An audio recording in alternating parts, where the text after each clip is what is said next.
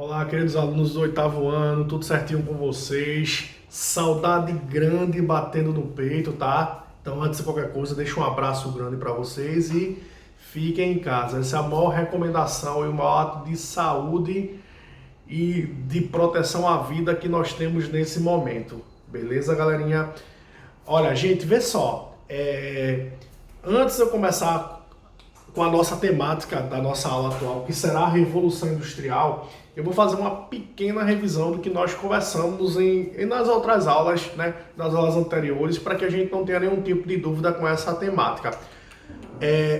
A Revolução Industrial, a nível de ponto de vista histórico, ela aconteceu em meados do século XVIII, lá por volta de 1750.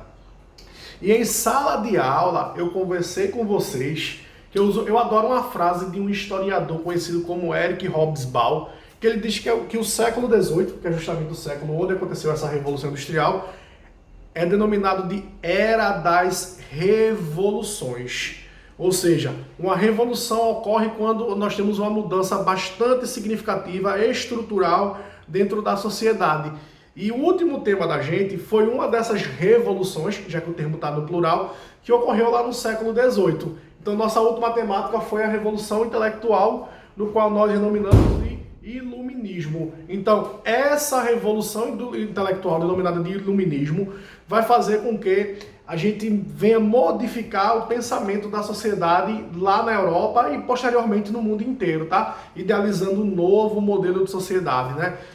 Eu até comentei com vocês que os iluministas denominavam a necessidade de exaltar o conhecimento, né? E simbolicamente eles diziam que o conhecimento é a luz, né? Quando nós não tínhamos o conhecimento, nós vivíamos nas trevas, né? Então é bem importante a gente canalizar o que está acontecendo no mundo nesse século XVIII, que a gente denomina de Era das Revoluções, porque vão acontecer 3 revoluções ali no século XVIII, que vai modificar de forma bastante significativa o que está acontecendo no mundo e, por consequência, vai mudar e impactar a vida da sociedade de maneira geral. Uma revolução nós já analisamos aqui em sala de aula, que foi a Revolução Intelectual, que é o Iluminismo, tá? A outra revolução é a temática da nossa aula de hoje, que é a Revolução Industrial, e a terceira revolução do século XVIII é a Revolução Francesa. Então que nós vamos estudar posteriormente. São 3 revoluções que ocorrem no século XVIII, e essas 3 revoluções vão mudar de maneira significativa o mundo e a sociedade, o modo de vida, os valores, toda uma estrutura social de maneira bastante significativa. Beleza?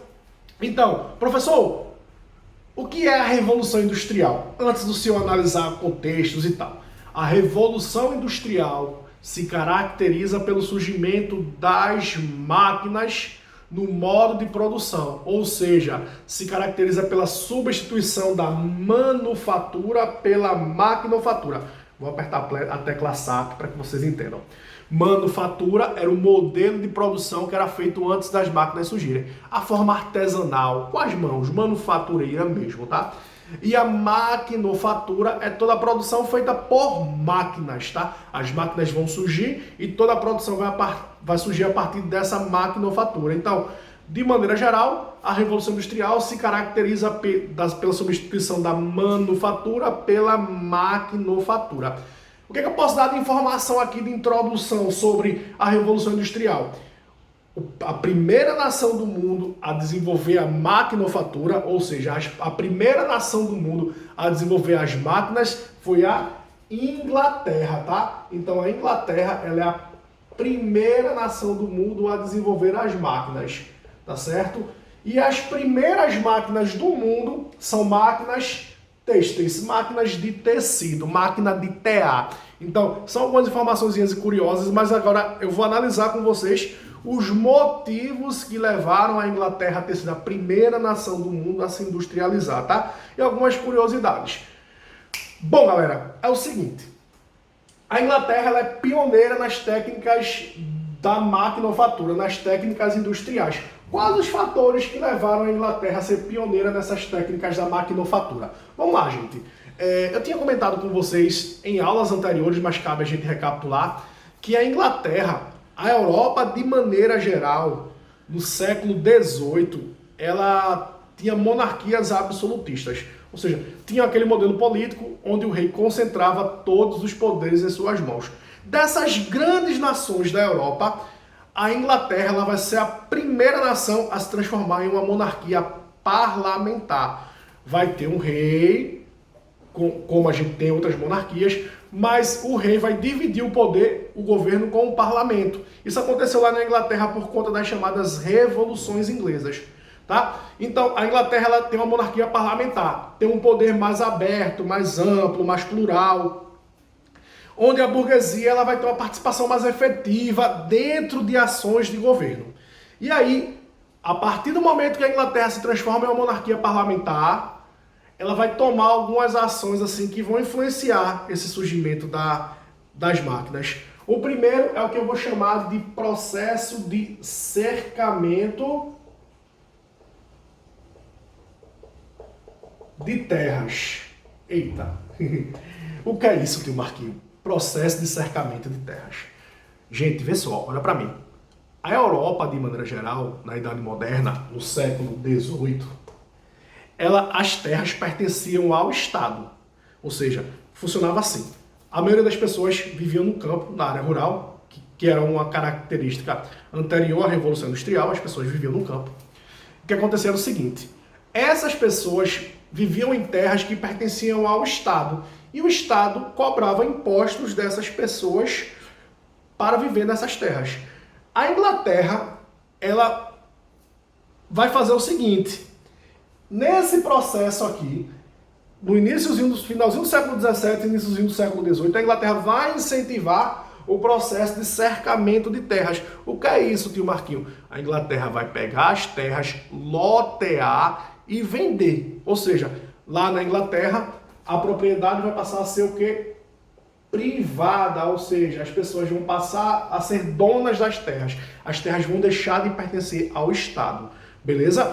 A outra curiosidade é o seguinte: quem é que vai comprar essa terra, gente? Quem vai comprar essa terra é quem tem dinheiro. Quando eu falo naquele contexto de ter dinheiro na Idade Moderna, eu estou falando de uma classe social específica, que é a burguesia, tá? Que são os comerciantes. A maioria dessas terras que serão cercadas e serão colocadas à venda, elas, ou seja, vão ser privadas, agora deixa de ser do Estado e passa a ter um dono. E a maioria das pessoas que vão comprar essas terras são os burgueses, os comerciantes. Bom, sim, professor, e aí? Bom, eu dei alguns motivos aqui para a Revolução Industrial acontecer. Primeiro, os burgueses vão comprar essa terra e vão querer dar uma viabilidade econômica a essa terra. Vão deixar de usar a agricultura de subsistência, ou seja, vão deixar de usar aquela terra para plantar, para comer, e vão querer dar uma viabilidade econômica a essas terras. A maioria dos burgueses vão pegar essas terras que eles vão comprar e vão criar ovelha. Tio Marquinho, por que isso é importante? A ovelha, ela dá lã.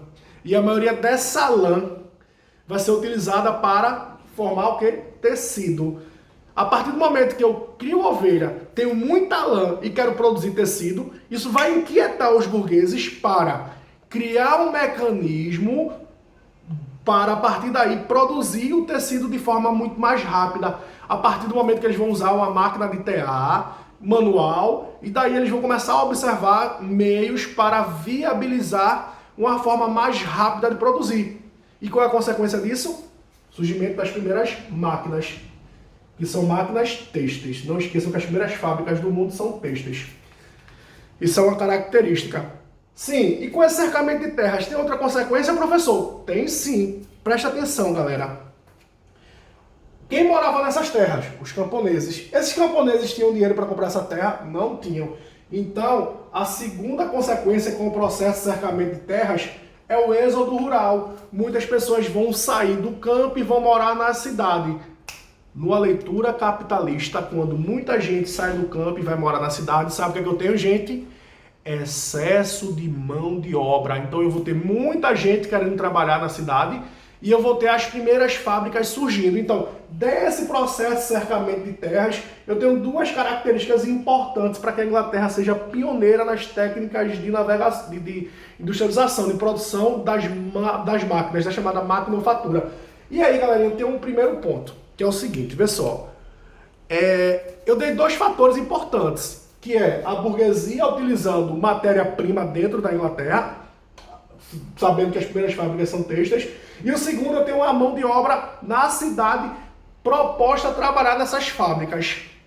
Só que além disso, é necessário que eu tenha outros contextos, tá? Por exemplo, todo mundo aqui tá ligado que as primeiras máquinas, elas têm que ter um combustível. Esse combustível, esse meio que vai fazer as máquinas se movimentar na primeira fase da Revolução Industrial, ou seja, tudo que eu estou descrevendo aqui é do século XVIII, vai ser o carvão. E a Inglaterra, ela tinha um tipo de carvão muito bom e ela tinha uma estrutura, uma reserva de carvão muito significativa, muito importante, que vai ajudar, que vai influenciar justamente nessa produção aqui das fábricas, das máquinas, ok? Então aqui eu dei dois motivos. Bom, professor, esses ingredientes vamos fazer uma revisãozinha aqui para não ter aperreio. A Revolução Industrial acontece em meados do século XVIII, ok? Se caracteriza pela substituição da manufatura pela maquinofatura, ou seja, eu deixo de produzir de forma artesanal e as máquinas passam a produzir. E eu tenho algumas características importantes. Primeiro, as primeiras máquinas do mundo são máquinas têxteis, ou seja, são máquinas de tecido, ok? E eu dei um fenômeno histórico aqui bem interessante que influenciou de forma significativa no surgimento dessas máquinas, que é o processo de cercamento de terras, que foi muito tranquilo, porque politicamente a Inglaterra já era uma monarquia parlamentar. Então, por ser uma monarquia parlamentar, a Inglaterra criou o processo de cercamento de terras, ou seja, tornou a terra privada. Quem comprou essas terras? Burguesia. A burguesia vai utilizar essa terra para dar uma viabilidade econômica a ela. Eu até destaquei aqui, vai começar a criar ovelhas e a ovelha dá a matéria-prima que é a lã. Ou seja, interliguei com isso aqui, ó. As primeiras máquinas do mundo eram máquinas têxteis. Eu tenho o quê? Matéria-prima, ok? Além disso, gente, como a maioria das pessoas que viviam nessas terras, que antes pertenciam ao governo e agora é privada, eram camponeses, esses camponeses não tinham condições financeiras de comprar essas terras. Qual é a consequência disso, galerinha? Esses camponeses vão migrar para os centros urbanos, para as cidades. E a consequência disso é que eu tenho um excesso de mão de obra, ok? Bom, eu vou apagar esse tópico aqui e vou continuar falando sobre alguns impactos do mundo pós-revolução industrial. Vou deixar esse tópicozinho aqui para analisar daqui a pouco com vocês, tá?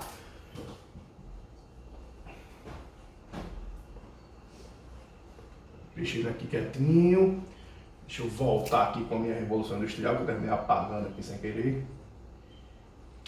Bom, gente, é o seguinte, preste atenção. Com a Revolução Industrial, eu tenho uma mudança no aspecto da sociedade muito importante, tá, gente? A maioria das pessoas deixam de morar no campo e passam a morar nas cidades, ou seja, é um fenômeno que nós chamamos de êxodo rural. Mas só que com a Revolução Industrial, com a substituição da manufatura pela maquinofatura, isso é feito de forma muito mais efetiva, muito mais concreta, tá? E por consequência disso, a gente tem uma observação. Quem vai passar a produzir são as máquinas. E a gente sabe que as máquinas fazem o trabalho do homem.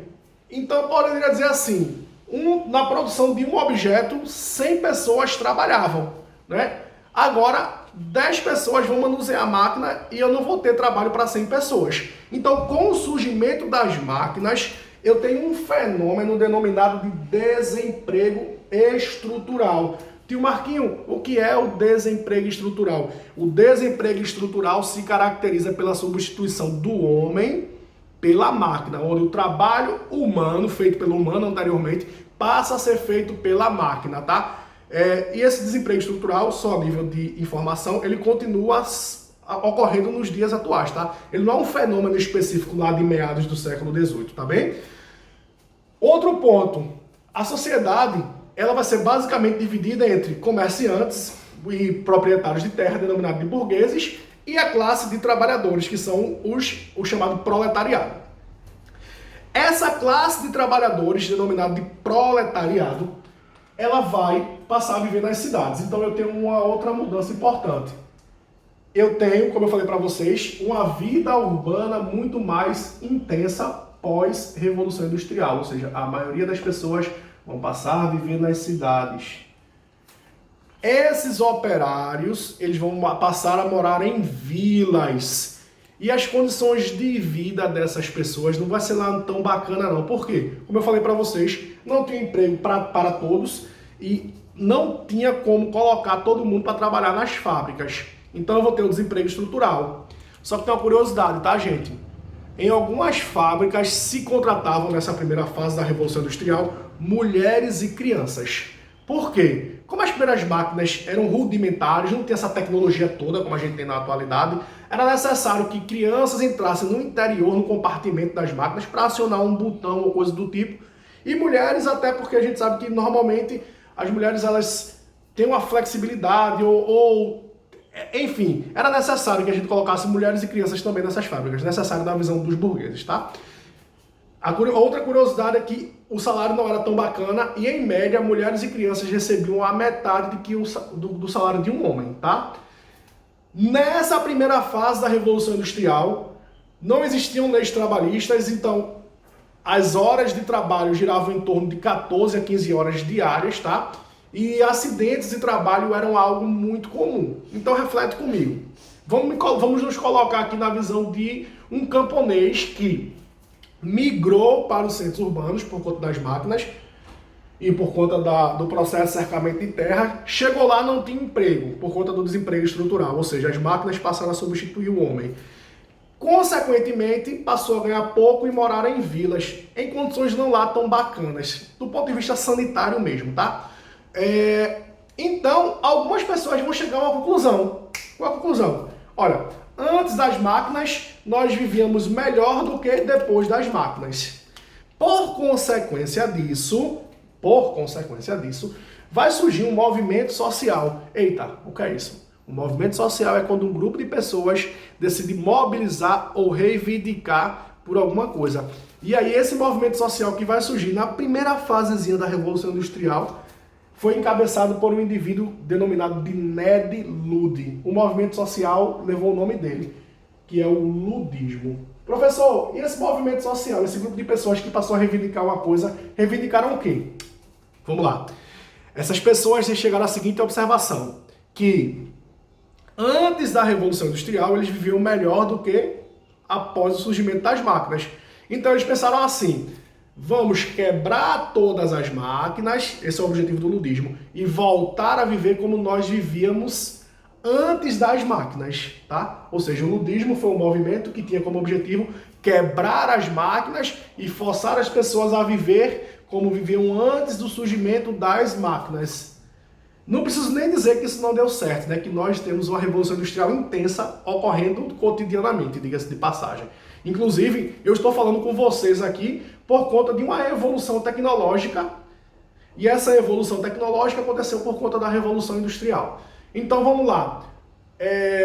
Eu deixo só uma reflexão para você, tá? Por que esse ludismo não deu certo? Mesmo sabendo que a maioria das pessoas viviam melhor antes das máquinas. Não tinha desemprego estrutural, as pessoas pratilhavam da agricultura de subsistência, tinham que comer, viviam em lugares sanitariamente melhores e tal. E por que não deu certo? Eu sempre deixo uma reflexão nessa temática. Na minha humilde leitura, não deu certo por um motivo, gente. Sabe qual é? Nunca esquece disso, tá? Uma vez inserida uma tecnologia na sociedade, ela não volta. Qualquer evolução tecnológica, ela não retrocedeu até hoje. Então, quando surgiu a primeira máquina e a máquina facilitou a vida do homem, o homem não quebrou ela não, ele só evoluiu. Então, não esquece disso. A tecnologia, uma vez inserida na sociedade, ela não volta, ela não vai regredir. Beleza? Gente, a Revolução Industrial é proposta de outras fases, tá certo? Que a gente vai posteriormente analisar aqui calmamente, tá certo? E eu vou deixar para vocês, que vocês deem uma leitura no capítulo 2 do livro, tá certo? Que foi justamente onde nós paramos. Aí eu quero que vocês deem uma lidinha sobre esses impactos da Revolução Industrial e respondam as questões da página 35, 36 e 38. 35, 36 e 38 do livro, tá? Responda essas 3 perguntinhas. Agora, deixa eu fazer um pedido para vocês. Antes de que vocês comecem a responder essas perguntas, dê uma lidinha no livro, tá certo? E aí depois você tenta responder com calma. E qualquer dúvida, pode me procurar ou falar com a tia Daisy, que ela repassa para mim, tá certo? E tamo juntos, tá bom, gente? Tchau, tchau, forte abraço e fiquem na paz.